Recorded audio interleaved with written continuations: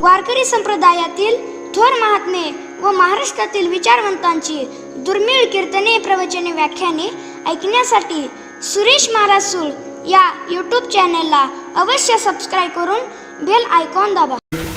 पुण्यवान होण्याचा मार्ग म्हणजे सज्जनांचं नाम सतत घेत राहणं, हा पुण्यवंत होण्याचा मार्ग आहे.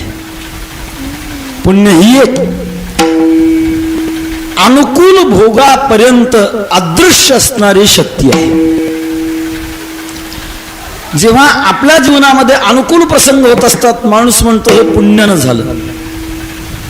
आणि एखादं आपल्या इच्छेच्या विरुद्ध घडलं की माणूस म्हणतो मागचं पाप होतं म्हणून हे घडलं. अनुकूल असतं त्याला आपण पुण्य म्हणतो आणि प्रतिकूल असतं त्याला पाप म्हणतो. शास्त्राने अनुकूल आणि प्रतिकूल या शक्ती वर्णन केलेल्या आहेत. आपल्या इच्छेला अनुकूल करून घेण्याकरता काही वैदिक कर्म पुण्य आहेत, काही शास्त्रीय कर्म आहेत पुण्य आहेत, काही भक्तीची पुण्य आहेत. वैदिक पुण्य वेदाने जे केल्यानंतर पुण्याची प्राप्ती होते असं जी साधना सांगितली ते वैदिक पुण्य आहे. यज्ञाधिक कर्म करणं, नित्य कर्म, नैमित्तिक कर्म, काम्य कर्म, प्रायश्चित्त कर्म.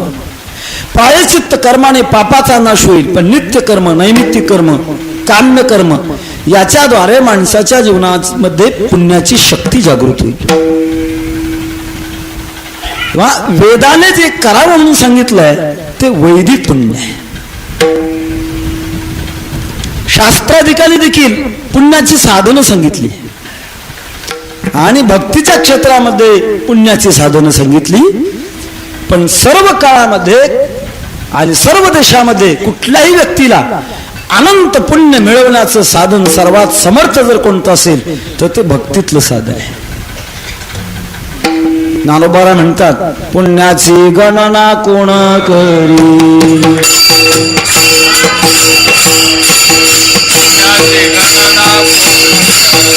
हरिमुखे म्हणा, हरिमुखे म्हणा, हरिमुखे म्हणा, हरिमुखे म्हणा, पुण्याची गणना कोण करी.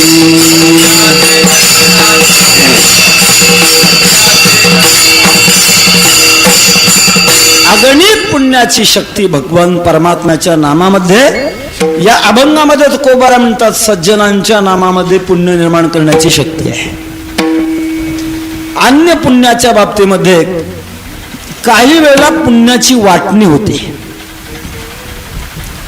धर्म कार्यातून घडणारे जे पुण्य आहे त्या धर्म कार्यातून घडणाऱ्या पुण्याची वाटणी स्वाभाविक शास्त्राने सांगितलेली आहे.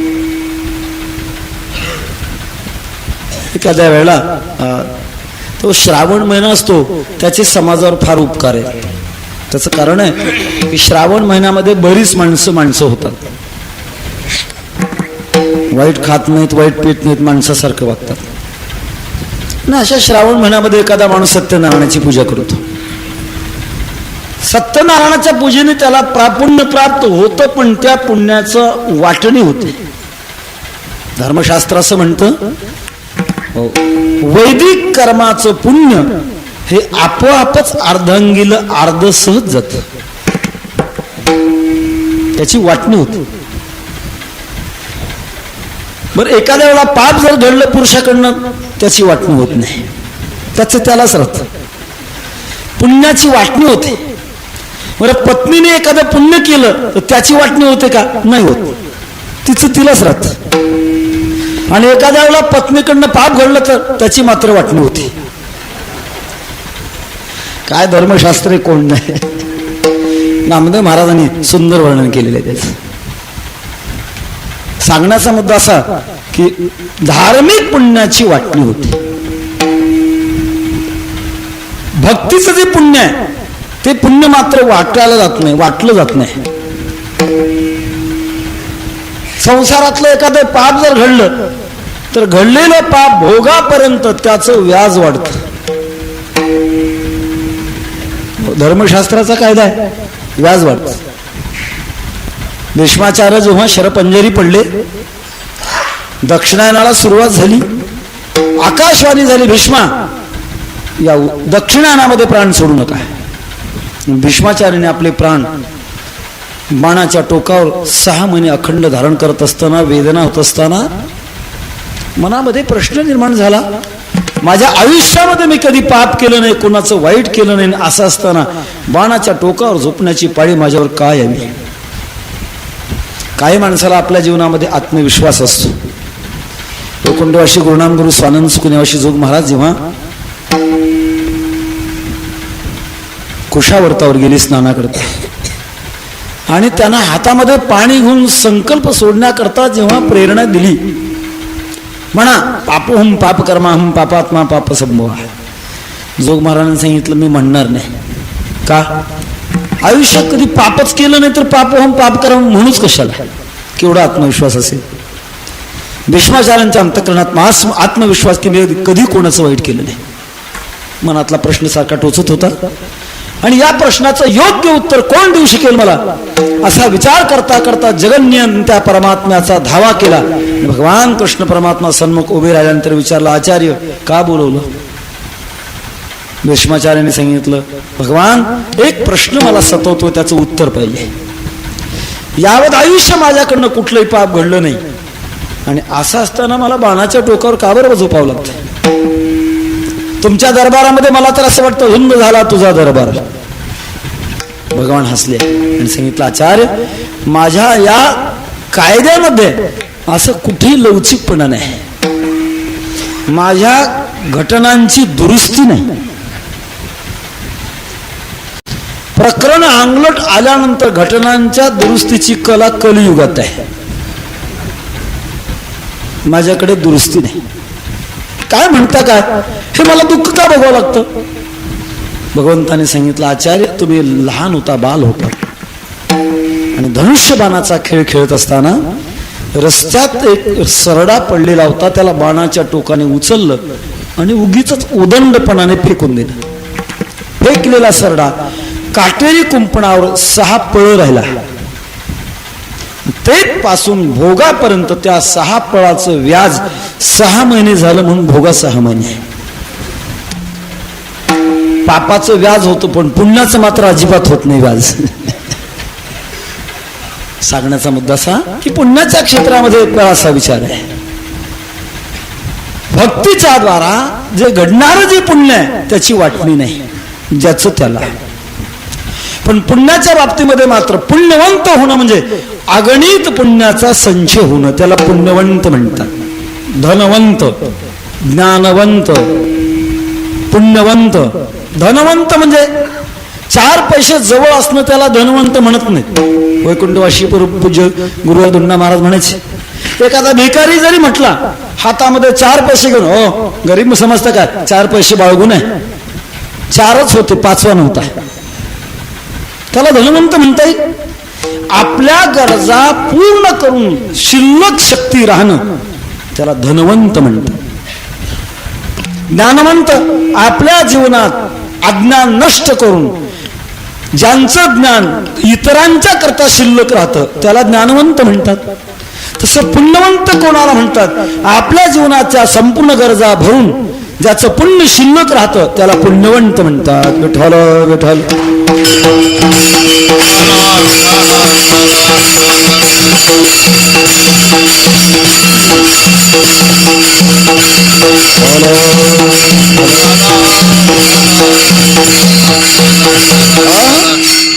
पुण्यवंत होण्याचा मार्ग अमूर्त आहे आणि त्या अमूर्तामध्ये ज्यांना काही विश्वातल्या वेगळ्या सृष्टीचं ज्ञान आहे त्यांनाच त्याची साधनं कळतात.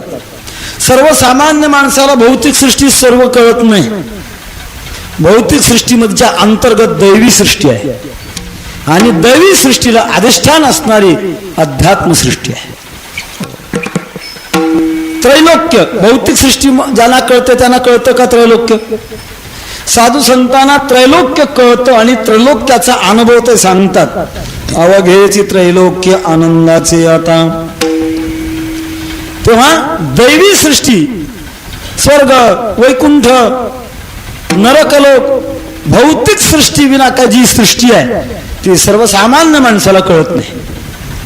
ज्यांच्या बुद्धीमध्ये अतीत अनागत अशा प्रकारची सामर्थ्य शक्ती प्राप्त झालेली आहे, अशा महापुरुषांना काही दैवी सृष्टीचे नियम कळतात आणि त्या दैवी सृष्टीच्या नियमातून जगद्गुरु तुकोबाराय आपण करत असणाऱ्या मिळवत असणाऱ्या पुण्याचं साधन सांगतात. पुण्यवंत व्हावे घेता सज्जनांची नावे. वास्तविक पुण्यवंत होण्याचा मार्ग भगवान परमात्म्याच्या नामाच्या चिंतनाच्या द्वारा माणूस पुण्यवंत होतो असं अनेक वेळा ऐकलं जातं. पण तुकोबा म्हणतात सज्जनांच्या नावाने पुण्यवान होतो. द्वैत आलं. देवाच्या नावाने पुण्यवान होतो आणि संतांच्या नावानं पुण्यवान होतो. नेमकं काय याची संगती आपण भावार्थ संपल्यानंतर जर वेळ शिल्लक राहिला तितक्या वेळेमध्ये करणार आहोत. संतांच्या नामचिंतनाचा परिणाम अंतःकरणामध्ये पुनीतपणा, पवित्रपणा आणि पुण्यवंतपणा या शक्तीचा संचय होतो. ज्यांचं नामस्मरण करायचं आहे त्यांच्या विषयात तुकोबारा शब्द वापरतात. सज्जनांची नावे. सज्जन कोणाला म्हणतात? एखाद्या वेळेला सज्जन या शब्दाची संसारामध्ये व्याख्या केली जाते. जो दुर्बळ असतो त्याला सज्जन म्हणतात. काय होतो माणूस शेजारी माणसाने त्याच्यावर आक्रमण केलं, नको तो त्याला त्रास दिला पण याने काही प्रतिकार केला नाही, तो सज्जन आहे. याचा अर्थ प्रतिकार करण्याची शक्ती नसणाऱ्याला सज्जन म्हणण्याची माणसामध्ये एक प्रथा आहे. तसा त्याचा अर्थ नाही. सत्य स्वरूपामध्ये ज्याचं जीवन एकत्र झालेलं आहे तो सज्जन. एखाद्या वेळेला संत वाङ्मयामध्ये सज्जन हा शब्द इतरत्र जरी वापरला असला तर तुकोबारांच्या पुढे सज्जन शब्द मात्र विशिष्ट आहे. कोणाला सज्जन म्हणतात? ते माझे सोया रे सज्जना सांगाती.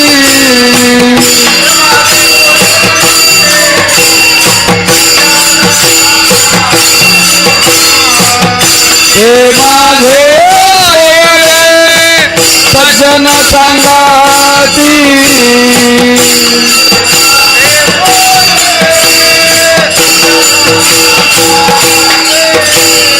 आय आठवीती विठोबाचे. आय आठवीती विठोबाचे.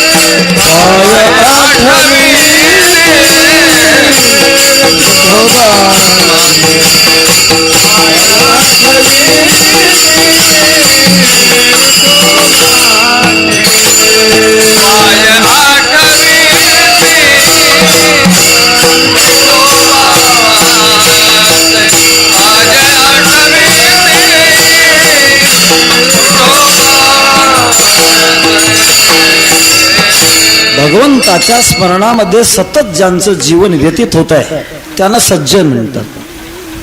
आणि अशा सज्जनांच्या नामाच्या द्वारा माणूस पुण्यवान होतो. एवढा करता तुकोबारा म्हणतात मी नुसतं कळून घेतलेलं नाही. शास्त्रामध्ये क्रम असा आहे, ज्ञात ज्ञातव्य, कर्तृ कर्तव्य आणि प्राप्त प्राप्तव्य. पहिल्यांदा ज्ञान व्हावं लागतं, त्याच्यानंतर त्याचं आचरण करावं लागतं आणि आचरणाच्या नंतर त्याचं फळ प्राप्त करून घ्यावं लागतं. महाराज म्हणतात मला नुसतं माहीत आहे असं नाही, त्याच्यातलं मी प्रत्यक्षात अनुष्ठान करतो, कृती करतो. ते अभंगाच्या दुसऱ्या चरणामध्ये सांगतात. नेगे माझी वाचा तुटी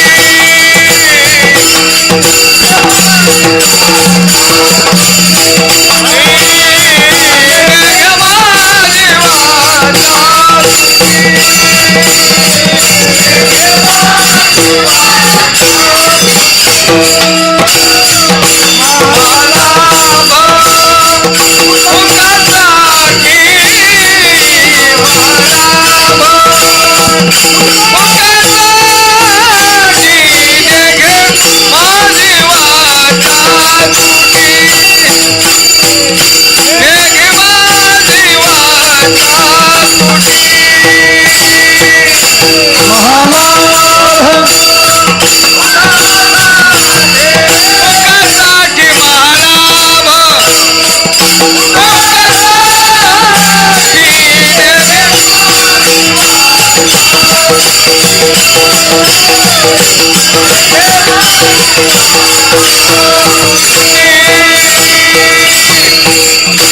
मेघे माझी वाचा तुटी महालाभ भुकासाठी. माझ्या जीवनामध्ये मी त्या नामचिंतनामध्ये सतत सहभागी आहे. माझी वाणी थांबत नाही, सतत सज्जनांच्या नामाचं चिंतन करते. का? महाराजांनी दुसरा फायदा सांगितला, महालाभ भुकासाठी. पहिला फायदा पुण्यवंत होणं आणि दुसरा फायदा महालाभ. महालाभ कशाला म्हणतात? जो लाभत असतो त्याला लाभ म्हणतात. प्रयत्न करूनही आपल्या इच्छेप्रमाणे मिळत नाही, पण अचानक जर मिळाला तर माणूस त्याला लाभ म्हणतो. लाभाची कल्पना अंतःकरणामध्ये स्वप्न नाही की आपल्याला हे मिळावं, पण जाता जाता जर गोष्ट एखादी मिळाली तर माणूस त्याला लाभ समजतो. रस्त्याने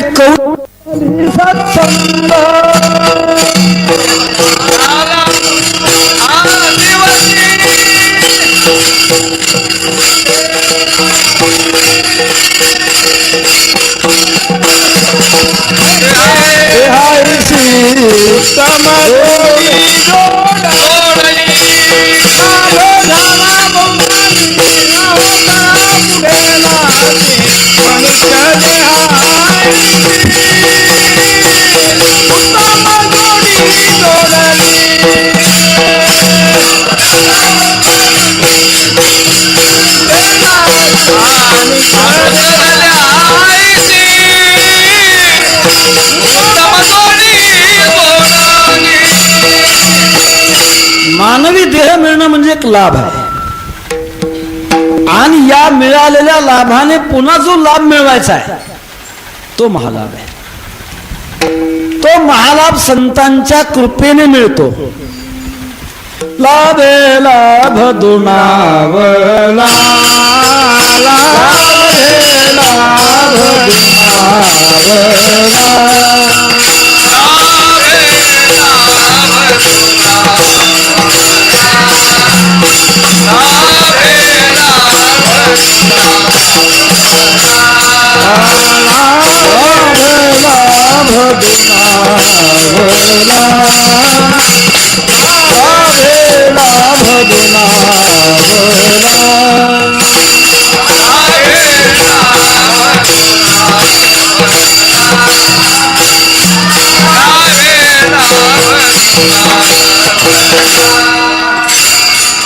जीवधाला दर्शने, जीवधाला दर्शने, लाभे लाभ गुणावला, लाभे लाभ गुणावला.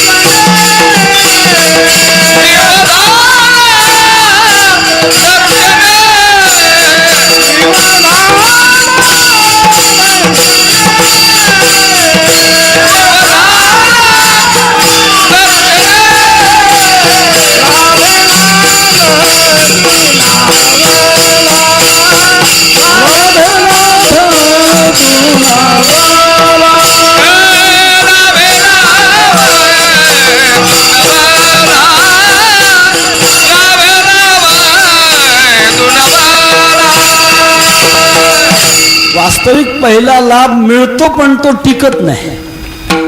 आयुष्य संपल्यानंतर मानवी देहाचा जो लाभ आहे तो जातो, पण दुसरा जो लाभ आहे ज्याला महालाभ म्हणतात तो मात्र जात नाही.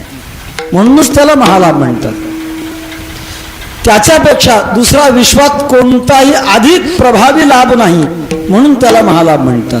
यल्लाभात नापरो लाभो यत् सुखात नापरम सुखम यज् ज्ञानात नापरम ज्ञानम तद ब्रह्मेत्यवधारय. परमात्म शक्तीला महालाभ म्हणतात. महालाभवाचे वशी पांडुरंग हा महालाभ, आणि तो लाभ संतांच्या नामचिंतनाने माझ्या जीवनात प्राप्त झाला. निघे माझी वाचा तुटी महालाभ भुकासाठी विठोबा रखुमाई. जय विठोबा रखुमाई. विठोबा रखुमाई. विठोबा रखुमाई.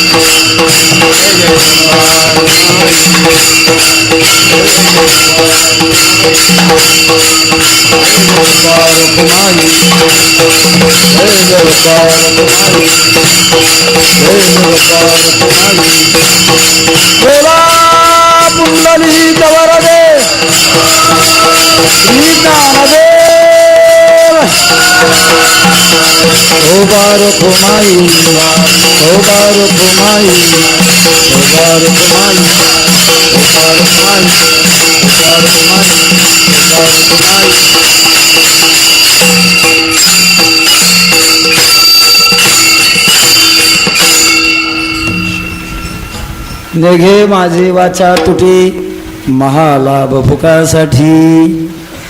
बाबांची संकेताची आज्ञा झाली, पुढे चला. मलाही आनंद झाला, आयुष्य मिळालं. माझी वाचा थांबत नाही. का थांबत नाही? संतांच्या नामचिंतनामध्ये मोठी शक्ती म्हणून थांबत नाही. वारकरी संप्रदायाचं काहीसं चिंतन जर आपण केलं तर लक्षात येत आहे की परमात्म्याच्या नामचिंतनापेक्षा देखील संतांच्या नामचिंतनाला वारकरी संप्रदायामध्ये महत्व दिलं गेलं. वारकरी संप्रदायाचं घोष मंत्र पुंडलिक वरदे. पहिलं नाम पुंडलिकाचं, आणि पुढे कोणाची नाव आहे? श्री ज्ञानदेव तुकाराम. संतांची नामं किती आहेत आणि देवाची नामं किती आहेत? संतांची नामं अधिक आहेत. अगोदर शेवट मध्यंतरी भगवान परमात्म्याचं नाव. अर्थात सांगण्याचा माझा मुद्दा असा की संतांच्या नामचिंतनाला फार मोठा महिमा आहे. ज्ञानदेव ज्ञानदेव म्हणता ज्ञानदेव देतो, वासुदेवची होतो अखंड वदनी वदेतो. असं संतांच्या नामचिंतनामध्ये जे महत्व आहे ते महत्व महाराज म्हणतात मी देखील त्याचा आचार करतो. ने घे माझी वाचा तुटी महालाभ भुकासाठी. महाराजांना विचारलं, महाराज महालाभ मिळाल्यानंतर तुमच्या जीवनावर परिणाम काय होतात? काही गोष्टी मिळाल्यानंतर जीवनाचे परिणाम विचारात घ्यावे लागतात. संसारामध्ये माणूस ज्या पैशाला लाभ समजतो त्याचे परिणाम शास्त्रकारांनी काही वेळा विपरीत सांगितले. स्त्रियम हिंसा नृतम दंभा काम क्रोध स्मयो मधा.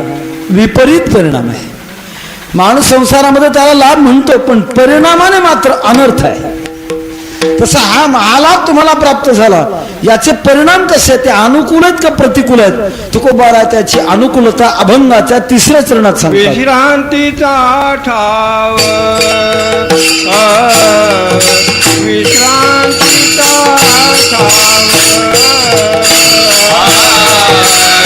विश्रांतीचा ठाव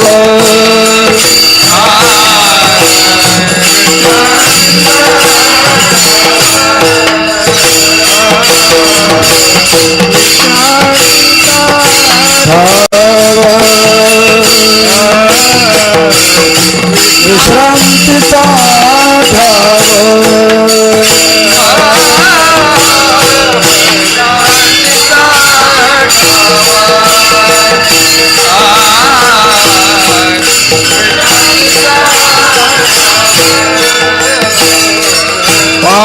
संतांची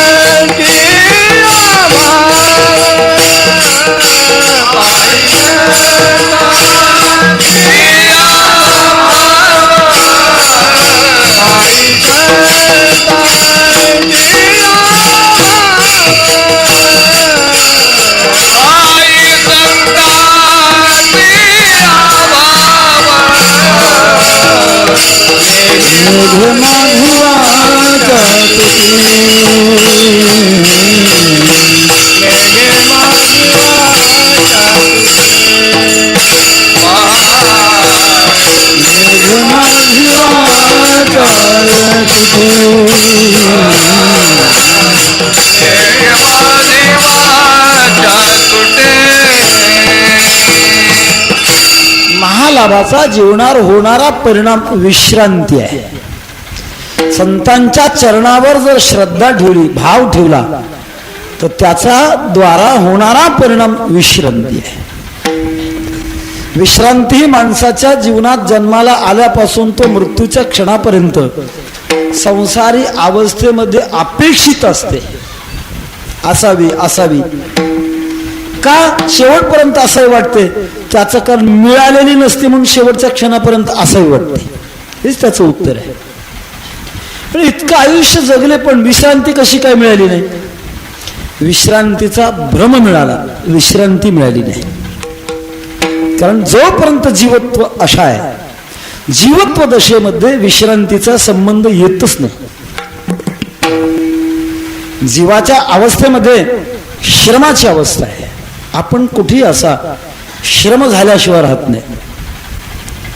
सांसारिक जीवनात विचार जर केला, अत्यंत संसारावर प्रेम करणारा माणूस अत्यंत प्रेमाने करत करत करत थकतो आणि शेवटी त्याच्यापासून दूर होतो. का दूर व्हावं? त्याचं कारण आहे कष्ट झाले म्हणून दूर होतो. कुठल्याही अवस्थेमध्ये माणसाला चालताना कष्ट होतात, बोलताना कष्ट होतात, बसताना कष्ट होतात, उठताना कष्ट होतात, प्रत्येक कार्य करत असताना कष्ट होतात. थोडं विनोदानं सांगत असतो, आपल्या कीर्तनामध्ये 2 भाग असतात, एक उभं राहणारे आणि दुसरी बसणारी, 2 पक्ष. 1.5-2 तास होत आले की टाळकऱ्यांचं माझ्यासहित लक्ष लागतं घड्याळाकडे. त्याचं कारण उभं राहण्याकरता आधार नसतो आणि पायाला थोडे कष्ट होतात आणि विसाव्याची गरज वाटते. उभं राहणाऱ्या माणसाचा विसावा कशात असतो? खाली बसण्यात. अगदी सोपं गणित आहे. खाली बसलं की उभं राहणाऱ्यांना विसावा मिळतो. हे झालं आमचं. आता इथे सगळे तज्ज्ञ श्रोते, इथला मी भाग सांगत नाही, पण त्यावेळेला खेड्यात ज्या श्रोत्यांना एका आसनावर 2 तास बसण्याची सवय नसते, त्यांना बसत असताना कष्ट होत राहतात. वास्तविक बसल्यानंतर काही काम नसतं, पण कष्ट मात्र होत असतात. आणि ते कष्ट दूर करण्याकरता त्यांचं लक्ष घड्याळाकडे जातं. अधिक वेळ दिसल्यानंतर आपलं कष्ट दूर करण्याकरता ते स्वतःच प्रयत्न करत असतात. पहिल्यांदा एक मांडी अशी वर उचलून धरायची, थोडा वेळ ठेवायची, ते मग कष्ट गेल्यासारखं वाटलं की ती टेकवायची, पुन्हा दुसरी उचलून धरायची, पुन्हा ती टेकवायची. एवढ्यावर कष्ट जर गेली नाहीत तर दोन्ही मांड्या हातात धरून बसायचे. बसण्याची प्रगती. हे कशाचं लक्षण आहे? बसून देखील माणसाला कष्ट होतं, उभं राहून कष्ट होतं. एखाद्याने 3रा पक्ष मांडला, आम्ही घरी जाऊन झोपलो आणि मग विसावा होत नाही का? नाही होत. कारण झोपून देखील माणसाला कष्ट होतं. कशावर म्हणाल? झोपून झोपून माणसाला कष्ट होतं, म्हणूनच माणूस सकाळी उठून बसतो. आणि तसा माणूस जर उठून बसला नसता तर घरातल्या माणसाने जाग्यावर ठेवला नसता, पोचवला असता. झोपून झोपून कष्ट होतं म्हणूनच माणूस उठतो, म्हणून चांगलं. माझा सांगण्याचा मुद्दा असा की कोणत्याही कार्यामध्ये जीवाला विश्रांती नाही. आपण नेहमी म्हणणारी माणसं आहेत, विश्रांती नाही कोठे रात्रंदिवस तळमळ. शरीर असो, इंद्रिय असो, मन असो, बुद्धी असो, सर्वांच्या ठिकाणी चंचलता आहे. का चंचलता आहे? जोपर्यंत जीवत्व दशा आहे तोपर्यंत चंचलता आहे. जिथे चंचलता आहे तिथे कष्ट आहे. अनंत बुद्धीचे तरंग क्षणोक्षणा पालटे रंग, धरू जाता संग तव तो होय बाधक. असं प्रत्येक क्षणाला चंचल होण्यामध्ये आपण विश्रांती मानतो. मिळत नाही. मानणं वेगळं आणि मिळणं वेगळं. एक छोटासा दृष्टांत सांगत असतो. एका चोराने चोरी केली म्हणतात आणि चोरीमध्ये त्याला शिक्षा झाली. न्यायाधीश थोडेसे दयाळू होते. त्यांनी शिक्षा देत असताना विचार करून शिक्षा दिली की थोडी आपण याच्यावर दया करू, आणि म्हणून शिक्षा देत असताना त्याच्यापुढे अशा 2 शिक्षा ठेवल्या. त्याला सांगितलं की एका वेळेला 1 किलोभर मिरच्या खा, नुसत्याच मिरच्या खा, आणि ते नाही पटली शिक्षा तर एका वेळेला 100 फटके खा. चोर थोडासा विचाराने इज्जतदार होता. त्याने विचार केला फटके खाणं अपमानाचं लक्षण आहे, त्याच्यापेक्षा मिरच्या खाऊ आणि डॉक्टरकडे जाऊन दुरुस्त होऊ. सांगितलं साहेब आपण फटके नाही खाणार, मिरच्या खातो. आणि मिरच्या खा. त्याच्याकरता 1 किलोभर मिरच्या वजन करून आणले. त्या अलीकडच्या संकरित नव्हत्या, ज्वाला, पंतशिवन, संकेश्वरी, ढोबळी मिरची अशा वर्गातल्या नव्हत्या. जुन्या काळातल्या आखूड अति तिखट असणाऱ्या लवंग्या मिरच्या होत्या. केवळ मिरच्या माणूस खाऊन खाऊन किती खायलो, 5-10 खाईल, त्याच्यापेक्षा काय जास्त पराक्रम करेल. 5-10 मिरच्या खाल्यानंतर त्याच्या तोंडाची आग व्हायला लागली, पोटात बडबड करायला लागलं. त्याच्या लक्षात आलं की शेवटची मिरची खाण्याकरता आपण जिवंत राहू शकत नाही, त्याच्यापेक्षा फटके खाऊन कमीत कमी जिवंत तरी राहू. सांगितलं साहेब मिरच्या खात नाही, ते खाणं बंद करतो. का? आता फटके खातो. फटके का? विठ्ठल विठ्ठल.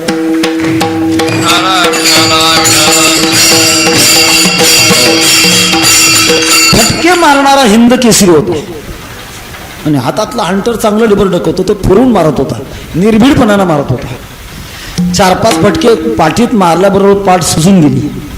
त्याच्या लक्षात आलं की आपण 100वा फटका जिवंत राहून खाऊ शकत नाही. न्यायाधीश साहेबांना सांगितलं साहेब हे मारायचं बंद करायला हवा. का? आता मिरच्या खातो. थोडे फटके खायचे, थोड्या मिरच्या खायची. त्याची जशी स्थिती आहे तशी जीवाची जीवदशेमध्ये स्थिती आहे. कुठल्याही काळामध्ये आणि कुठल्याही स्थितीमध्ये जीवात्मा भटकत जरी राहिला तरी विसावा पुढे आणि जीवात्मा मागे. खऱ्या अर्थानं विसावा जीवनाची शक्ती आहे. जर विसावा मिळाला नाही तर माणूस खऱ्या अर्थानं जीवन जगू शकत नाही. मिळते अल्प अशा प्रकारचा विसावा मिळतो आणि विसाव्यातूनच माणसाच्या जीवनाच्या शक्तीमध्ये संक्रमितपणा होत असतो. मृदंग वाजवणारे वाजवतात, वाजवत असताना ते नकळत विसावा घेतात म्हणूनच वाजवू शकतात. त्यांनी ठरवू द्या, विसावा न घेताना वाजवायचं ठरलं तर ते वाजवू शकत नाहीत. आघात करून हात वर उचलला की समजा विसावा झालाच.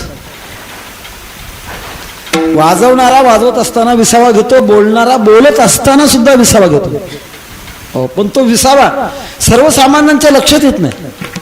बोलणारा बोलत असताना वक्ता 2 शब्दामध्ये नकळत थांबलेला असतो आणि 2 वाक्यामध्ये देखील थांबलेला असतो. सर्वसामान्य श्रोत्याच्या लक्षात येत नाही. ज्या वक्त्यांना अति थांबायची सवय असते, कारण काही श्रोते इतके 2 वाक्यामध्ये थांबतात की श्रोत्यांची झोपेची सोय, इतके थांबतात. ते लक्षात येईल, पण थांबल्याशिवाय वक्ता बोलू शकत नाही. कोणतंही कर्म असू द्या, थांबल्यानंतर माणसाला त्याच्यात शक्ती येते, पण ही शक्ती फारशी पुरत नाही.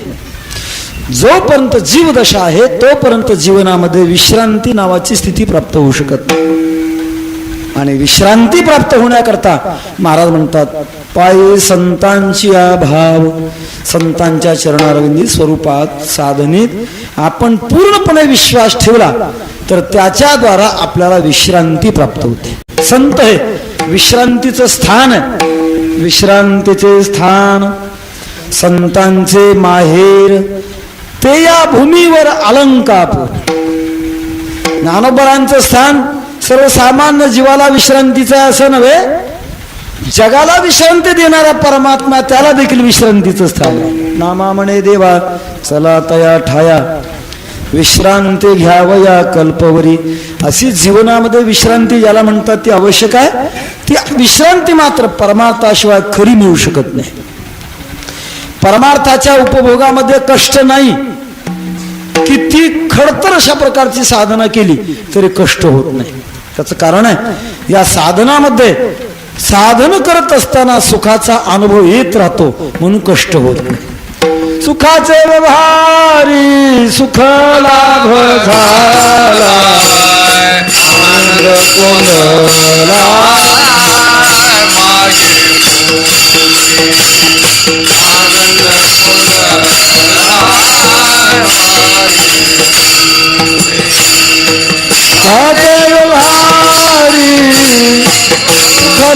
झाला आनंद कोंडला मागे पुढे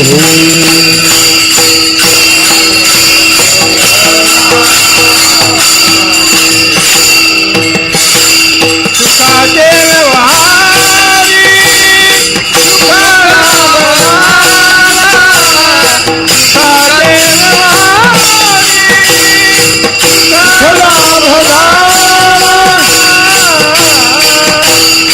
आनंद कोंडला मागे पुढे आनंद कोंडला मागे पुढे सुखाचे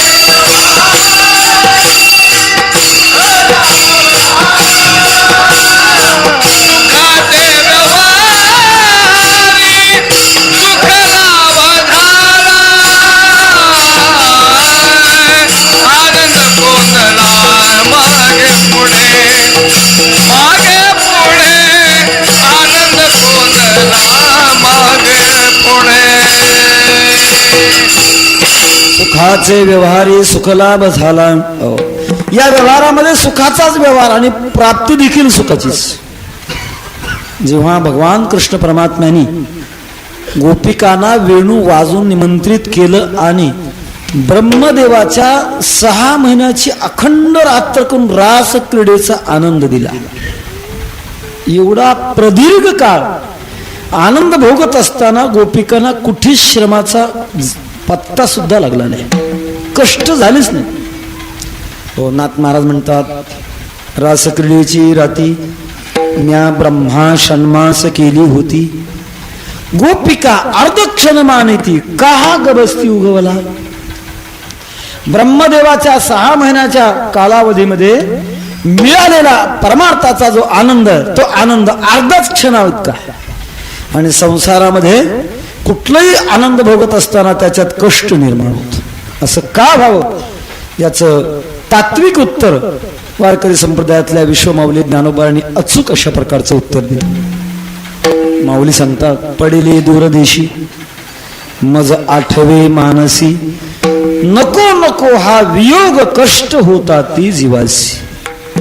जिथं देवाचा वियोग आहे तिथं कष्ट नक्की होणार, मग आपण कोणी असं. आणि परमात्म्याचा का संयोग झाला की पूर्णपणे विश्रांती. संतांच्या सहवासात अर्थात चरणावर भाव ठेवण्यामध्ये परमात्म्याची प्राप्ती अचूक होते. आणि म्हणूनच संत जीवन हे विश्रांतीचं ठिकाण आहे. मात्र ती विश्रांती मिळवण्याकरता तुकोबारा म्हणतात, भाव ठेवला पाहिजे. भाव म्हणजे विश्वास, प्रेम ठेवलं पाहिजे. मानवी मूल्यामध्ये काही ठिकाणी असेल की त्याच्यावरचं प्रेम यावत आयुष्य कमी करू नये. यावत जीवन त्रयो वंद्या गुरु वेदांत ईश्वरा. संत, वेदांत आणि ईश्वर यांच्यावर आयुष्यभर अशा प्रकारचं प्रेम आणि विश्वास ठेवावा.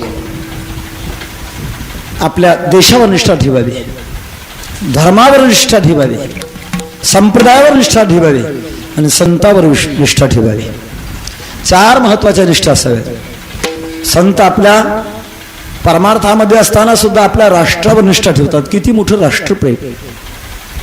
तुकोबारा म्हणतात, हे राष्ट्र दुःखामध्ये पाहून मला पाहवत नाही. राष्ट्रनिष्ठा होती म्हणूनच तुकोबारांचे ते उद्गार आहेत. बुडता हे राष्ट्र देखोनी जग. स्वामी विवेकानंद अमेरिकेमध्ये एका श्रीमंताच्या घरी भोजन केल्यानंतर वामकुक्षी करत असताना डोळ्यावाट गळगळ पाणी येऊ लागलं. श्रीमंताने विचारलं, स्वामीजी कसलं दुःख झालं? स्वामी विवेकानंद म्हणतात, माझा देश कितीतरी माझे बांधव भुकीने मरतायत ते आठवण मला आल्यानंतर मुळे माझ्या डोळ्यात पाणी आलं. राष्ट्रप्रेम. दुसरं धर्मप्रेम असावं.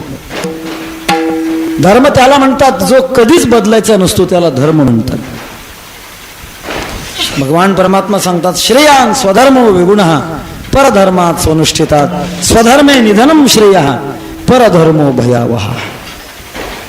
धर्माचे 2 प्रकार आहेत, सामान्य धर्म आणि विशेष धर्म. सामान्य धर्मात तर भेद होतच नाही, पण विशेष धर्म जो आहे तो ज्याचा त्याने सांभाळला पाहिजे, बदलू नये.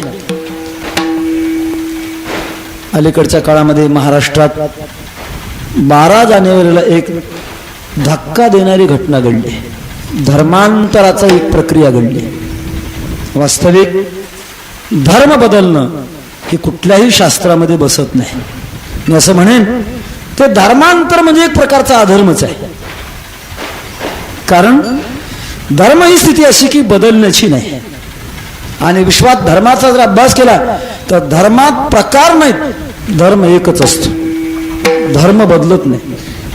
अलीकडे धर्माच्या नावाने अनेक प्रकारची नावं आहेत, ती धर्म नसून ते पंथ आहेत. त्यांना धर्म उदार मनाने म्हणतात, तो प्रश्न वेगळा आहे. ख्रिश्चन पंथ आहे, इस्लाम पंथ आहे, शीख पंथ आहे, जैन पंथ आहे, बौद्ध पंथ आहे. ते धर्म खऱ्या अर्थानं नाहीत. आणि त्या ज्या पंथाचे संस्थापक त्यांनी आपल्या जीवनामध्ये कुठेतरी विचार केला, एकाग्रता केली आणि एकाग्रतेवर काही साधनं आपल्या जीवनामध्ये लक्षात घेऊन त्या पंथाची निर्मिती केली. त्याच्या पुढचं मला बोलायचं पण नाही, पण मला एक असं म्हणायचं आहे की ते स्थापन करणाऱ्यामध्ये काहीतरी विशेषता होती, काहीतरी तपश्चर्या होती. आणि त्या पंथाचे संस्थापकाचे आपल्याला पत्ते आहेत. हिंदू धर्माचा संस्थापक कोण आहे असं जर विचारलं तर आपल्याला उत्तर येईल, नाही सांगता येणार. काही उत्तर देतात भगवत पूज्यपाद शंकराचार्य म्हणतात. शंकराचार्य रक्षक आहेत का संस्थापक आहेत? रक्षक आहेत. भगवान सुद्धा म्हणतात यदा यदा धर्मस्य ग्लानिर्भवति भारत अभ्युत्थानम धर्मस्य तदात्मानं सृजाम्यहम्. संत म्हणतात आम्ही धर्म निर्माण करत नाहीत, धर्माचा सांभाळ करतो. धर्मरक्षावयासाठी करणे आटी आम्हासी. ज्या धर्मप्रेमाने छत्रपती शिवाजी महाराजांनी आपल्या आयुष्यातला क्षण ना क्षण आणि रक्ताचा थेंब ना थेंब धर्माच्या रक्षणाकरता खर्च केला. छत्रपती शिवाजी महाराजांचे सुपुत्र संभाजी महाराज तुळापूरच्या संगमावर 18 दिवस यवन बादशाहकडून धर्मांतराकरता हाल हाल मरणांत यातना सहन केल्या. शेवट प्राण सोडला पण धर्म बदलला नाही. धर्म ही बदलण्याची वस्तूच नाही. तेव्हा आपल्या धर्माविषयी निष्ठा असावी, संप्रदायाविषयी निष्ठा असावी आणि संतांच्या विषयात निष्ठा असावी. निष्ठा असणं म्हणजे श्रद्धा असणं, भाव असणं. तुकोबारा म्हणतात अशी भावना असल्यानंतर पायी संतांची या भाव. तो भाव कसा असतो? तेची माझे हित करीती सकळ, तेची माझे हित करीती सकळ.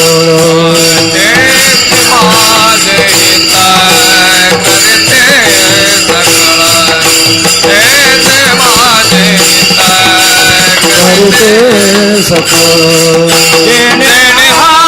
गोपाळ कृपा करी. बोला बोला गोपाळ कृपा करी.